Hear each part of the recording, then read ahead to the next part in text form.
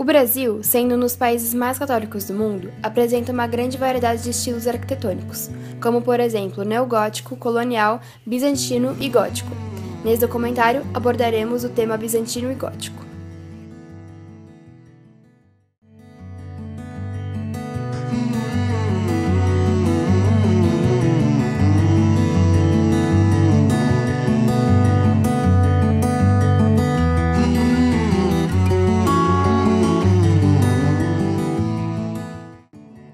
Catedral Ortodoxa Metropolitana.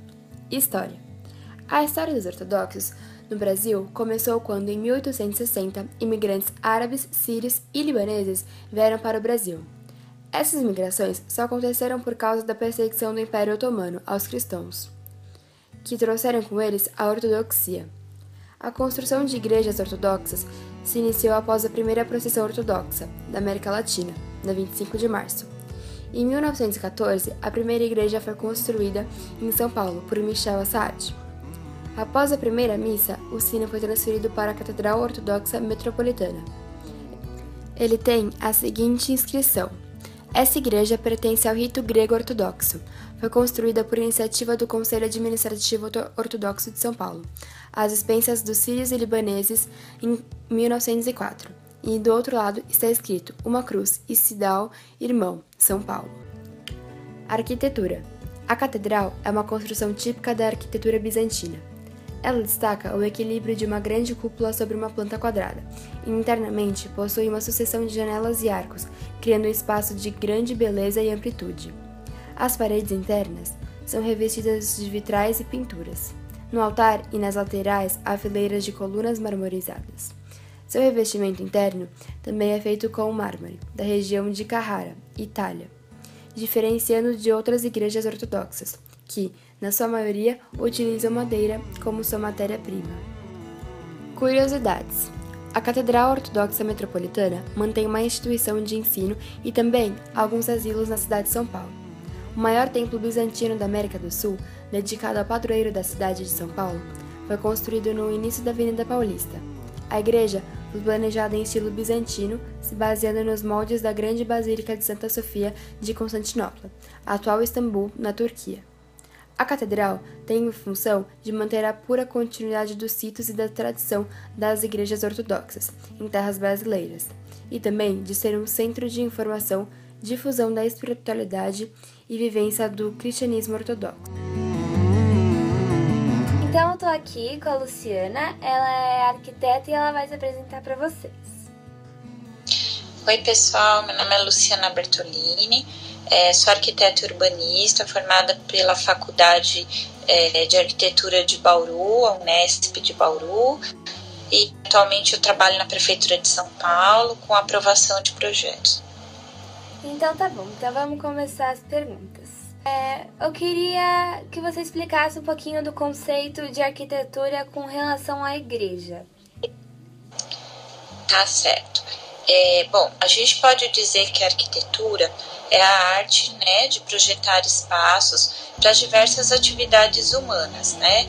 Então, cada atividade tem sua demanda, tem suas características, e o arquiteto, ele concentra todas essas características de acordo com o que precisa. Então, para os hospitais, para as escolas. E aí, no caso, a religião sempre esteve envolvida na vida do homem, né? Desde os primórdios da humanidade. Então, sempre houve também a preocupação de projetar espaços para o culto, né? Espaços para rezar. Então a gente pode dizer que seria essa a relação, né, entre arquitetura e religião, ou igrejas no caso. Uhum. A segunda pergunta é o conceito do que é a arquitetura gótica e a bizantina. Certo. Então eu vou começar falando um pouco da característica de cada uma, tá? A arquitetura gótica é uma arquitetura mais ocidental, ela veio logo após a arquitetura românica e ela precedeu a arquitetura renascentista, o período renascentista. Ela foi uma arquitetura bem característica da Idade Medieval, né, ou Idade das Trevas, como o pessoal chamava. E aí, as características principais, né, no caso das igrejas góticas, seria a presença das abóbodas, né, que eram bem grandes e elevadas. As abóbodas são aqueles elementos semicirculares, né, que ficam por fora da igreja, a gente avista fora da igreja. Essas abóbodas, normalmente, elas eram suportadas por pilares ou grupo de pilares, e como elas tinham um peso muito grande, então por fora também existiam outros tipos de estrutura, como os contrafortes, que também suportavam o peso da abóboda. Isso era interessante porque tirava as paredes, né, como elemento estrutural. E aí, no lugar de parede, era possível trabalhar com grandes vitrais, que traziam muita claridade, muita luz natural para dentro dos ambientes, para dentro das igrejas, né? Então, eram igrejas extremamente claras. Um grande exemplo disso seria a Catedral de Notre-Dame, em Paris, tá? E aí, da arquitetura bizantina, né? Então, a arquitetura bizantina, ela é já uma arquitetura mais oriental, né? É uma arquitetura que a gente tem como um bom exemplo a Catedral de Santa Sofia, em Constantinopla, e ela seria um pouco diferente ou oposta à arquitetura gótica. Eles não se preocupavam tanto com volumetria, com perspectiva, com a proporção do edifício, né? Tanto é que, olhando as igrejas bizantinas por fora, normalmente tinha aquela sensação de uma coisa mais pesada, né? Desproporcional, porque a preocupação deles era com os detalhes internos e com a riqueza dos materiais utilizados. Então é isso, muito obrigada, a gente agradece muito a sua presença e muito obrigada. De nada, foi um prazer conversar com vocês. Obrigada. Igreja Nossa Senhora da Saúde. História.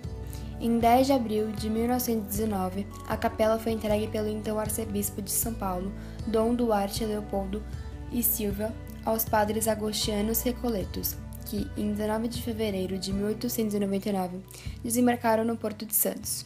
No dia 29 de abril de 1917, foi instalada canonicamente uma nova paróquia, recebendo o nome de Nossa Senhora da Saúde, tendo como primeiro pároco o Frei Castro Delgado.